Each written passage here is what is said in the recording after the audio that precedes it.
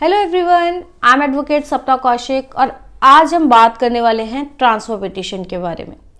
आज हम डिटेल में जानेंगे कि अगर आपका केस किसी एक जगह से आप दूसरी जगह पर लेके जाना चाहते हैं तो उसका प्रोसीजर क्या होता है और क्या इसमें ग्राउंड्स आपको चाहिए होते हैं और क्या इसमें ट्रांसफ़र करवाना इतना आसान होता है। आज हम इसे डिटेल में समझेंगे, लेकिन उससे पहले एक और इम्पॉर्टेंट बात कि अगर आपने हमारा YouTube चैनल अभी तक सब्सक्राइब नहीं किया तो प्लीज़ चैनल को सब्सक्राइब कीजिए ताकि हम आपको ऐसे ही अपडेट्स दे सकें।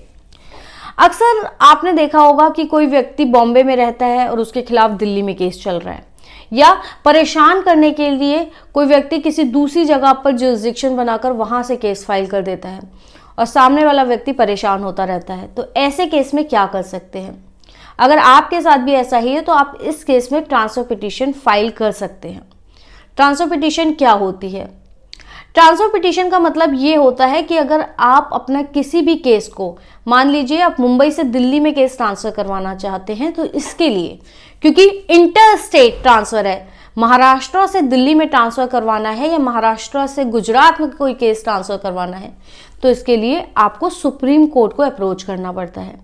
और सुप्रीम कोर्ट को आप अप्रोच करते हैं या तो अगर कोई सिविल केस है तो सीपीसी के सेक्शन 25 में, और अगर कोई क्रिमिनल केस है तो उसके लिए सेक्शन 406 ऑफ सीआरपीसी होता था पहले, अब उसकी जगह 446 और बीएनएसएस होता है, जिसे कहते हैं भारतीय न्याय सुरक्षा संहिता। उसके सेक्शन 446 के तहत आप ट्रांसफर पिटीशन सुप्रीम कोर्ट में फाइल कर सकते हैं। तो अगर किसी एक स्टेट से दूसरे स्टेट में केस ट्रांसफर करवाना है या किसी एक हाई कोर्ट से दूसरे हाई कोर्ट में, अगर दिल्ली के साकेत से आपको महाराष्ट्र के किसी डिस्ट्रिक्ट कोर्ट में केस ट्रांसफर करवाना है तो सुप्रीम कोर्ट को अप्रोच करना है। अगर दिल्ली हाई कोर्ट से बॉम्बे हाई कोर्ट में केस ट्रांसफर करना है तो आपको सुप्रीम कोर्ट को ट्रांसफर करना है।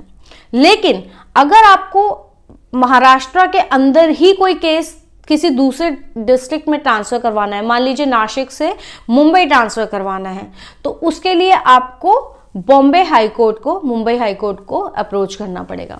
और ऐसे ही अगर दिल्ली में है, साकेत से आपको कड़कड़ुमा या रोहिणी में केस ट्रांसफर करवाना है तो आपको दिल्ली हाई कोर्ट को अप्रोच करना होगा।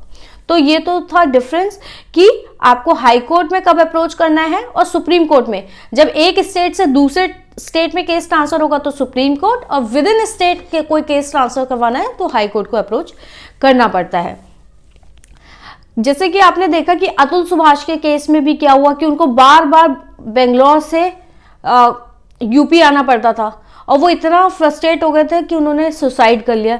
इस केस में उन्हें सुसाइड ना करके थोड़ा हिम्मत जताते हुए सुप्रीम कोर्ट में ट्रांसफर पिटीशन फाइल करनी चाहिए थी और कोशिश करनी चाहिए थी कि उनका केस यूपी से बेंगलोर में ट्रांसफर हो जाए।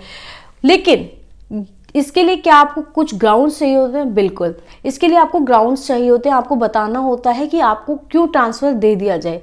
जैसे कि कोई बता सकता है कि वो व्यक्ति वहाँ पर ट्रैवल नहीं कर सकता, उसको अपनी जान का खतरा है, या फिर उसको ऑफिस से छुट्टी नहीं मिलती, उसको वर्क प्रेशर इतना है कि वो जा नहीं सकता वहाँ पर, या फिर बूढ़े पेरेंट्स हैं, या बच्चों की जिम्मेदारी है, या कोई और दूसरे ऐसे स्ट्रॉन्ग रीजंस देने पड़ते हैं कि ट्रैवल टाइम जो है बहुत ज़्यादा है जिसकी वजह से उसका वर्क इफेक्ट होता है और वो दूसरी पार्टी को आने जाने का खर्चा दे देगा।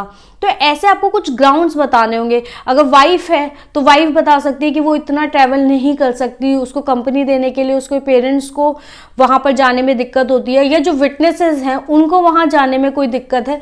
तो आपको अपने स्ट्रॉन्ग ग्राउंड्स लेकर आप सुप्रीम कोर्ट में या हाई कोर्ट में अपना केस ट्रांसफर करने के लिए पिटीशन फाइल कर सकते हैं। और कोर्ट पूरा ध्यान रखती है कि दोनों पार्टीज में से किसी को भी इनकन्वीनियंस ना हो, विटनेसेस को इनकन्वीनियंस ना हो, और उनकी सुरक्षा को ध्यान में रखते हुए बहुत बार सुप्रीम कोर्ट या हाई कोर्ट ट्रांसफर पिटीशंस को अलाउ कर देती है।